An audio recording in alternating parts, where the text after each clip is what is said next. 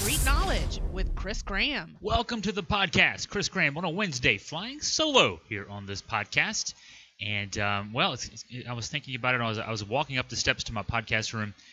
This is like a soccer broadcast for me when I do the ESPN3, ESPN Plus broadcast, except I just don't have anybody in my ear. And I won't talk much about soccer today. I will tomorrow. So some signposting, as we used to say when I was on the debate team in high school. When you tell people what you're going to do, then eventually you do it. Tomorrow, I will be broadcasting a VMI soccer match and have more details on the website about that. But today we're going to talk a few things. A lot of UVA sports. We're going to start, though. Actually, I was going to start with the Nats. I'll start with ACC Network. Update their personal situation and maybe some advice for the folks out there. If you're a subscriber to any of the cable systems, particularly Comcast or Cox, I guess it is, that does not offer ACC Network, I got two ideas for you. One, if you live in what's probably a pretty limited area, honestly, but Lumos networks it can be spotty. It can be neighborhood by neighborhood, but really between Roanoke and the Harrisonburg area, I'm included Waynesboro area, all the way to Charlottesville. Lumos does offer really good, actually, cable services. Lots and lots of channels. Lots more channels, quite honestly. A ton more channels than Comcast offers.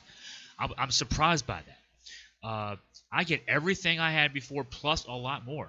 I'm getting all the ESPNs. I get a number of Fox Sports regional networks. I get the NBA and MLB TV and the NHL, Center Ice, whatever. A lot of channels I don't watch, but that are sports related, tennis and kind of the fringe sports there, the golf channels and stuff like that. The DC area sports networks, Masson, of course, very important for me to be able to watch Masson. And NFL Red Zone, which are going to be important here starting this week, right? But ACC Network is why I changed from Comcast, and I'm probably not the only one. I called last Tuesday. I couldn't get an appointment to have this change done until this Tuesday. It took a whole week for the folks to come out here because of all the backlog of people who are dropping Comcast in my area, at least. People dropping Comcast, moving over to Lumos. In the meantime, so I'll recommend that if you live in a Lumos Networks area. Check them out. It's awesome internet service. In fact, we got too many TVs. In one way of speaking, I've got a friend who's got 3 teenage kids, and they come over and watch wrestling. And one of his kids said once, "Dad, would you have this many TVs if you didn't have kids?" And the answer probably yes, right? But we've even got a TV set up on our back porch. The folks there wired it for us. I mean, it's just awesome stuff. And great internet, too. Hey, honestly, we've had the Lumos internet for a couple of years, and it's 10 times faster than anything else out there. So there's my free pitch for Lumos Networks. I'll do now a free pitch for YouTube TV. In the meantime, so last Tuesday I called to get Lumos set up. They can't come till the next Tuesday. I'm like, what am I going to do? I went to watch some football this weekend on ACC Network, and so YouTube TV we tried. 5-day free trial. Of course, I've canceled it because I don't need it anymore because I've got the Lumos. Because YouTube TV, the one thing it doesn't offer, if you're a Nats or O's fan, you can't get the Nats or O's. Masson doesn't make itself available through YouTube TV. It doesn't make itself available through a lot of things, honestly. But the YouTube TV's got everything else. You get the weather channel. You can get your ESPN channels. All your basic cable. You can get some premium cable. You can get the MLB TV package. And you can get ACC Network. And so we were able to watch ACC Network. And I will tell you, when I started using the YouTube TV, I'm thinking, it's going to be spotty. It's going to hit or miss. How good is a live streaming going to be? I mean, it's one thing to download a cat video, and this YouTube TV is not YouTube. But the idea, though, when you have the brand name YouTube part of the service, it's one thing to download or watch something that's uploaded to a server, 5-minute video. It's another thing to watch a game because a game is live streaming. So how's that going to work? No issues whatsoever. Now, of course, you have to have good internet, but and we had the Lumos internet. But you have to have good internet. But once you have your good internet, boy, the YouTube TV was seamless. I didn't notice a difference. So For those out there who don't live in a Lumos area, and you don't think, and I made this wager, that Comcast is going to, give up anytime soon and just give in and offer, and make a deal with ESPN over ACC Network and pay those costs, and of course pass those costs on. That's the thing that frustrates you about it, when these networks are posturing, and the cable carriers are posturing. In the end, ESPN is going to get money from the cable providers, the satellite providers, and then they're going to pass those costs on to us. They're not eating those costs. It makes no sense. Just jump on. Let me pay the money for it. I'll give you whatever you want me to give you for it. Not whatever, but I'll give you money for it. And the posturing can cease. But that said, Comcast lost a $3,300 a year customer in me. And I'm glad. If they're going to be that stubborn, I'll be stubborn too. And I have found again that in my case, my competitive offering, the Lumos, is a lot better than Comcast. So thank you, Comcast, for giving me that money back. It's a lot less expensive too, to be honest. We were paying for the Lumos internet because it's better, and we were also paying for Xfinity internet because we wanted a backup just in case Lumos went down for some reason, and we were paying for Comcast cable because of the bundle. So we were paying, and when you added it all up, close to $400 a month for two internets and then for the cable, and that's going to go down. It's around $250 a month or so. So I'm not. I'm not rich or anything like that. $150 a month. What? That's $1,800 a year. That's a lot of different things I can do with money. And so, thank you, Comcast, for giving me that option. So I'm definitely, and I'm I would tell you, if YouTube TV offered the Masson channels, I might consider it. It's $50 at $49.95 a month. I would definitely consider that if that was something that was out there. So those are two solutions that I would recommend. The one solution is localized, the other is anywhere. I'll say I don't know that Comcast is anywhere close to negotiations on this. My wife called yesterday after we got the cable set up with Lumos to tell the Comcast folks that we were switching, and they tried to talk us out of it. Said, "Oh, but that you can get a lot of ACC games on ESPN, right?" And actually, that's a message that is given by Comcast on its website. The bullet points include, a lot of the ACC games are still on ESPN. Do you think I'd be calling and telling you I've switched if the games I wanted to watch were on ESPN? This past weekend, there were three actual ACC games involving teams on both sides being ACC teams. Clemson, Georgia Tech, Virginia Tech, Boston College, Virginia Pitt. They were all on the ACC Network. They were not on ESPN. If you're a UVA football fan, a lot of UVA football fans listen to this podcast. If you're a UVA football fan, the first three games involving your team are ACC Network games. So, no, we're not idiots. My wife wanted to say bullshit, she said. She held her tongue, but she wanted to tell them that, no, we're not dumb, and stop insinuating that we are. So, there we go, ACC Network. So I promise I want to talk about some UVA sports, and I've got a lot of columns on kind of previewing this week's game, UVA football with William and Mary. But I have to talk first. We're recording this podcast about an hour before the first pitch of the Wednesday series finale between the Mets and the Nats.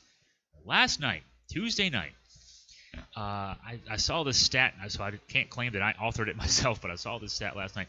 MLB teams with a 6-run lead in the ninth going into last night in 2019, 274-0. And the Mets lost last night to the Nats. And the Nats, they didn't deserve to win this game except for the fact that they had that massive rally, 7 runs in the bottom of the ninth. It was a game that, for watching this team every night, we keep talking about how good this team is. I think the record now is 78-59, so 19 games over 500. They were once 12 games under, so they've been 31 over since May 24th. So we're talking over 3 months now. And for 3 months, you've not seen the Nats play a game the way they played last night. The final score was 11-10, first off. It was Max Scherzer versus Jacob deGrom. Yeah, sure, that's going to be an 11-10 game, right? Scherzer has a no-hitter in the fourth, if you want to call it. He's not giving up a hit into the fourth inning. It's not quite you don't say he's got a no-hitter until it's probably the sixth at least. but no hits given up until the fourth, and then the Mets score 4. It was almost like he was tipping his pitches. FP Santangelo kind of, he said it's like they know it's coming. I'm not perceptive enough to notice what the tip might be, and I think you probably have to be in the batter's box and also be a professional hitter to kind of see exactly what the situation might be there. But they were sitting on off-speed pitches, and every time he threw one in that fourth inning, hitting it. So there had to be something going on there where they figured something out. And Scherzer ends up going 6, gives up the 4 runs. He leaves with a 4-run deficit. The Nats make it 4-2 in the bottom of the 6th. And then a head-scratching play. Long fly ball off the bat. I think it was Asdrubal Cabrera. Let me make sure of this because I've got the game story, which I'll tell you about in a second. Kurt Suzuki, actually. Kurt Suzuki's name will come up later on. So Suzuki, a long fly ball left center field. Runners on first and second. And 1 down in the inning. And for some reason, Matt Adams runs back to first base to tag up on a fly ball to left center field. I'm not even sure if the guy at second should be tagging up. And in fact, he wasn't. But the guy, Matt Adams at first base is not going to tag up and go to second on a fly ball anywhere. He's not going to do that.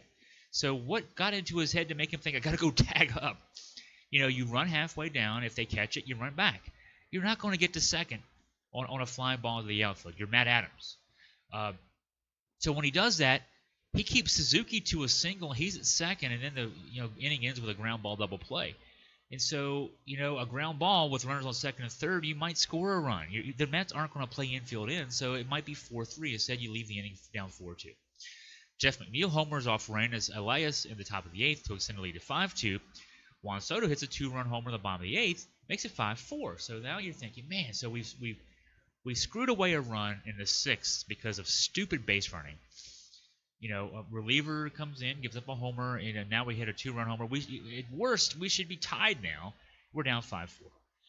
Elias gives up another solo homer, Brandon Nimmo in the 9th, and then with 1 out, runners on first and second, and Daniel Hudson's in the game now, trying to clean up this mess. Runners on first, ground ball off the bat of the catcher. The backup catcher, Thomas Nido. Hits a weak ground ball to shortstop, and Bob Carpenter on the broadcast is saying, "There's your inning double play," and Trey Turner lobs the ball to first base and runs off the field, or tries to run off the field. He thinks there were 2 outs in the inning. He doesn't flip or run to the bag to get the out. He throws to first base, and now it's 2 outs, runners on second and third. Naturally, what happens next? 2-run single by Jeff McNeil. And then the next batter, Pete Alonso, absolutely, he hit the ball off the moon. It was hit so hard in left center field. 10-4 all of a sudden. So just like that, within a span of, so you get the inning double play.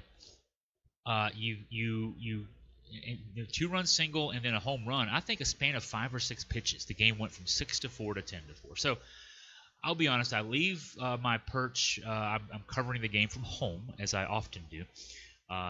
Nats games, and so I leave the living room of where I was watching the game, and I go to my office and I'm starting to write this story because there's a thing in journalism, sports journalism particularly, and it's a habit that I've got from having actually worked for a print newspaper that it's long since gone away, the need to worry about deadlines, but instinct kicks in, kind of like why are we scared of snakes? Oh, it's just instinct from 10,000 years ago. Okay, so instinct kicks in. It's time for me to go write the story. The score's 10-4. The game's over.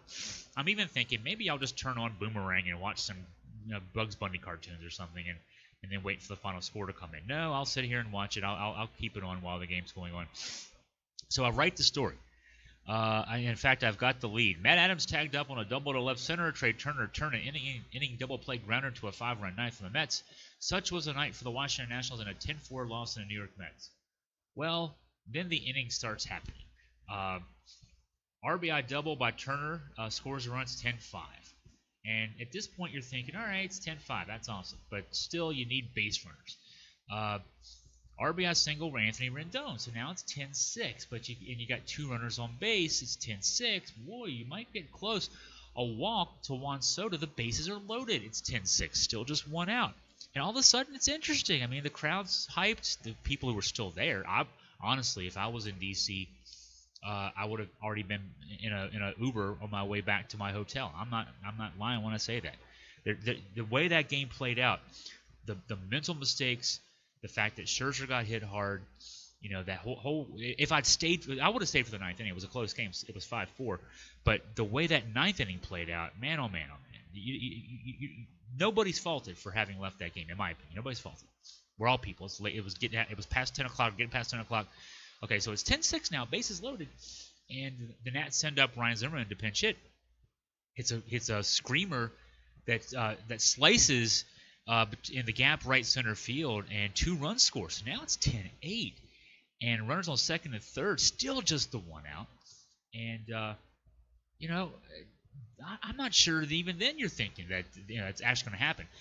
Edwin Diaz, the Mets closer, who's beleaguered. He's had 25 saves. He's now blown 6. ERA going into last night of around 5.5.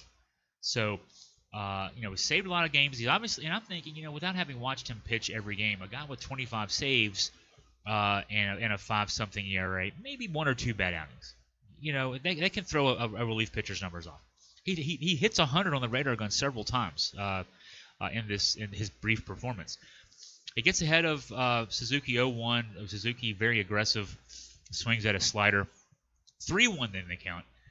The 3-1 pitch, another slider out of the zone. So he's not thrown a pitch in the zone yet, and he's got a 3-2 count. Suzuki fouls off a couple of 100-mile-an-hour heaters, and then he gets a slider in the low 90s.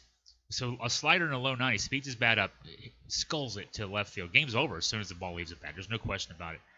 And you look at the scoreboard. The Braves had already won. The Nats lost Monday, and the Braves had won. So you're down 6.5. You should be 7.5 back. The race probably ends. I mean, it's teetering as it is. 6.5 back. Nats have 25 to go. Race is teetering as it is. I mean, you got the the first wild card probably sewn up, but you don't want to play in the wild card. It's a one-game, one-off. Against somebody like the Cubs or the Phillies. I mean, it's not. You don't want a one game. You want to figure out a way to make up 6.5 games in your last 25. Obviously, 7.5 is even tougher. You got 7 with the Braves coming up the next 2 weeks, but you can't keep falling behind. And so that's a team that's something. The analogy is a boxer knocked on the deck, and the ref standing over. The count is 6, and you do a kip up. I mean, that's the only thing you can say this was, and keep the fight going. That's what what is it? Keep the fight going, or what is it? They have a phrase for the month of September for selling the tickets to the home games is like stay in the fight. I think it is keep in the fight. They kept in the fight. So, but I posted. So what I did, I interjected a couple spots, editor's notes, but I basically posted the story that I had written about how the Nats lost the game, and they just added in their 2 references how they actually won the game. So that's the trick. Sports writers are doing this when we're at a night game, basketball season especially, because most basketball games are night games. Weeknight games certainly are. Night football. We're watching the game in the first half. We're watching the game for the first half of the second half really closely, and then as you creep closer and closer to deadline, because even now on the internet, I mean, honestly, even though we don't have the print deadlines, or I don't, some of the writers still have both deadlines, print and web deadline. I know that at 10 o'clock, a lot of you folks are heading to bed. So if I don't crank out something real quick, you're not going to see it the next morning, and you might get it from somewhere else. So we're all cranking out stuff, and I cranked it out. This is probably, I'm trying to think. This is, I think, the 3rd story of this nature I've posted in my years at AFP. There was the other 2 were UVA basketball games. The Wake Forest game from a few years ago. Malcolm Brogdon was still at UVA. Darius Thompson banked the 3-pointer in. UVA was down 14 with less than 2 minutes to go and came back to win in regulation on a banked in 3. And then the Louisville game from a year and a half ago, that another banked in 3 by DeAndre Hunter.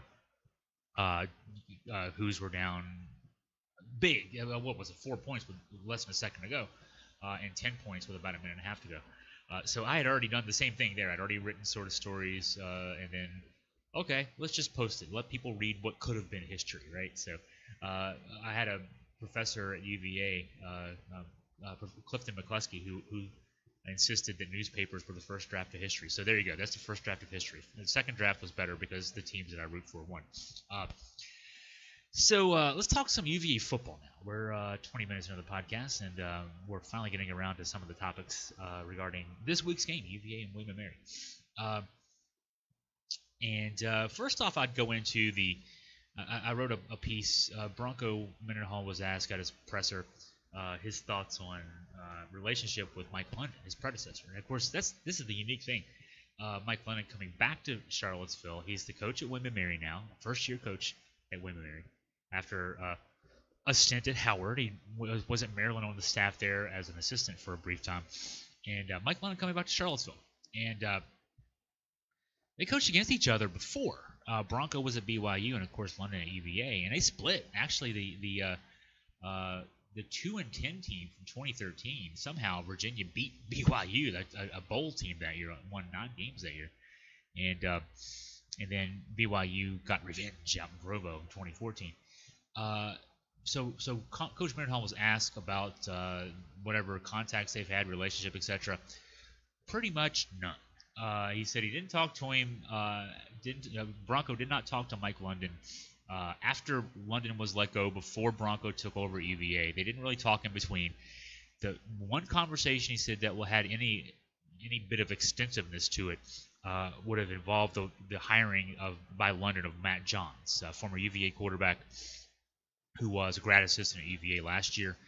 I'm guessing the way it was portrayed, London reached out to Bronco to get some thoughts on Matt Johns as an assistant coach. So that's it. And when you watch the press conference, like when you read the quotes, it's one thing. You watch the president. The body language wasn't great. It seemed a little uncomfortable. So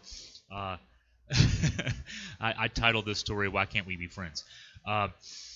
Bronco also expressing he doesn't really, again, body language being an issue here, not a big fan of the stadium fan experience enhancements announced by UVA last week, at least one of them, the beer.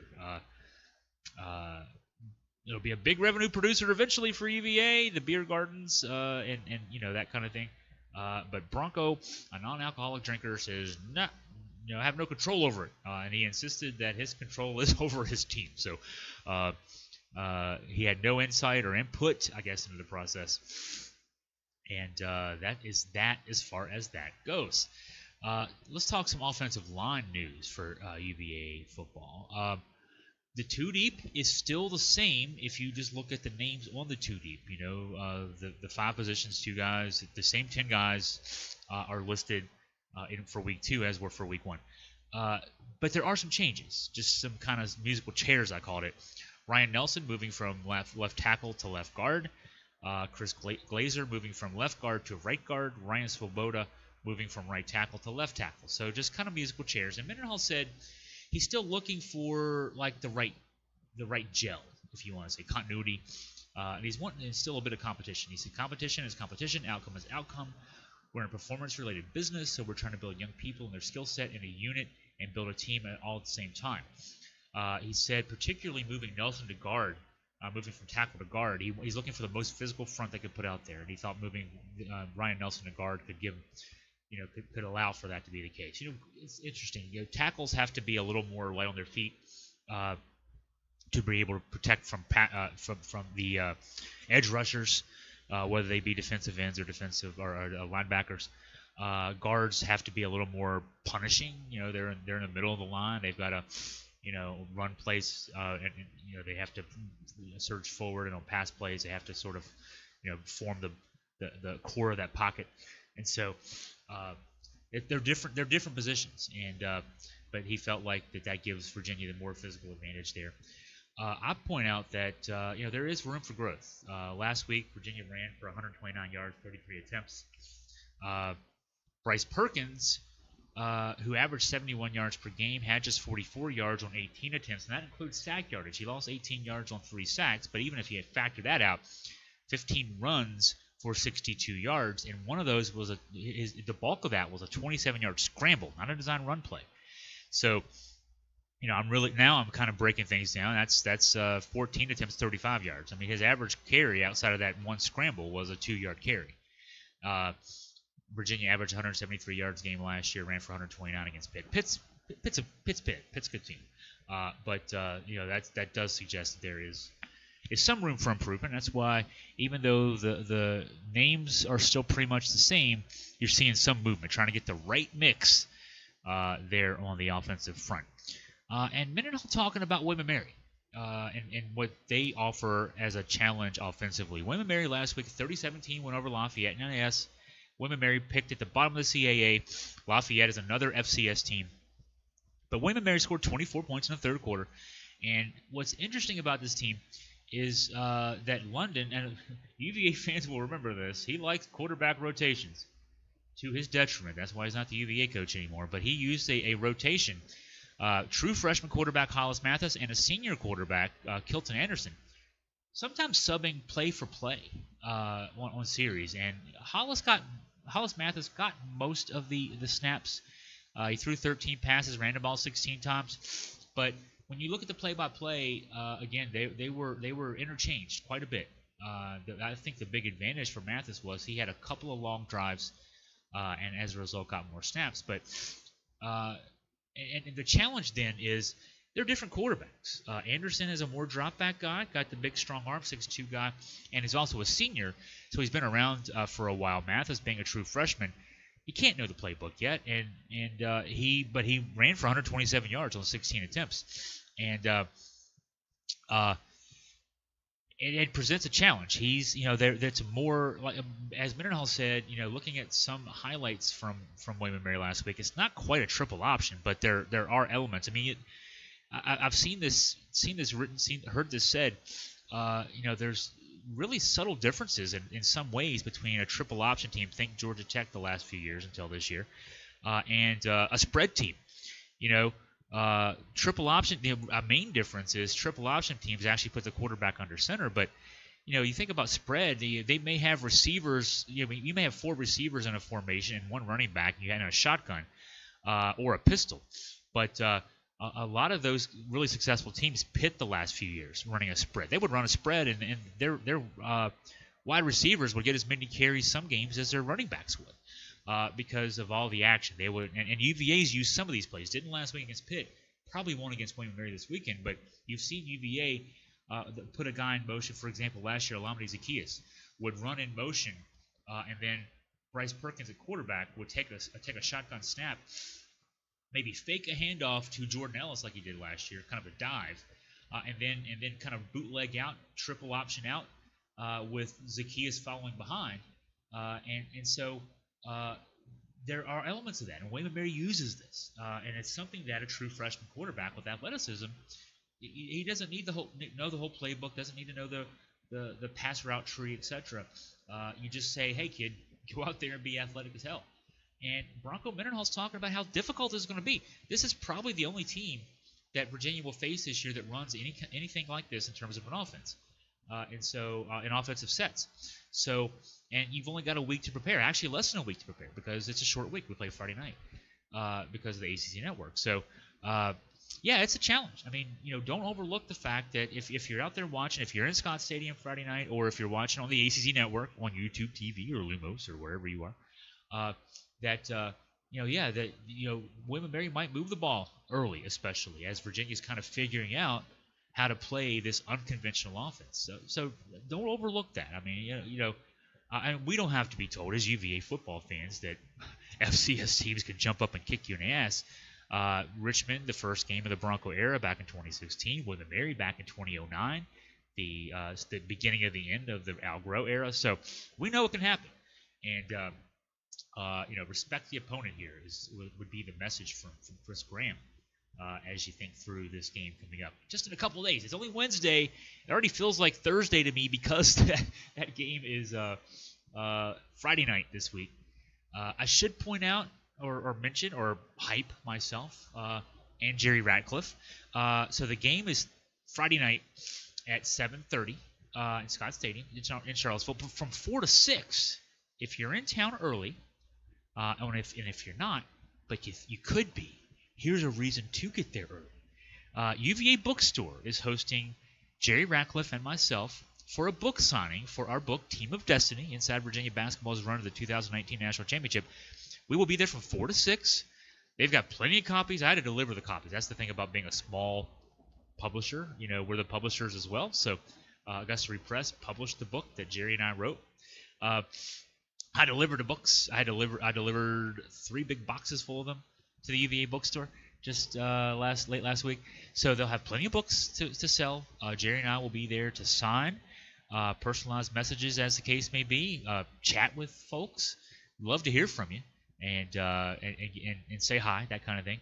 From 4 to 6 at the UVA bookstore, and it's an honor for me. I gotta tell you, I've seen the book on a shelf there because when I delivered the books last time, I walked around a little bit afterwards and found the book on the shelf. So, as a person who was a student at UVA for 4 years, graduated in 1994, 25 years ago, I kind of put myself in a place of, could I have foreseen and I didn't.